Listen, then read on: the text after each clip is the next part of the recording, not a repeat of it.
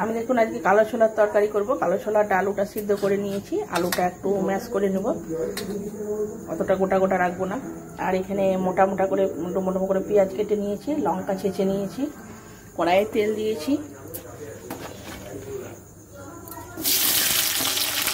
পেঁয়াজটা একটু ভেজে নেব।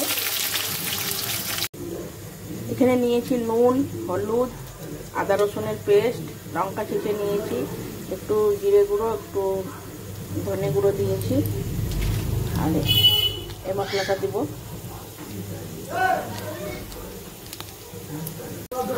মশলাগুলো সব দিয়ে দেবো, মশলাটা ভালো করে কষে নেব। আমার দেখুন মশলাটা কষা হয়ে গেছে, এখানে একটু টমেটো সস আর প্যাকেট মশলাটা দিয়ে দিয়েছি, ভালো করে কষে নেব।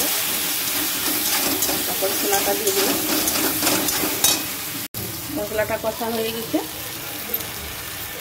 এবার দিয়ে দিই।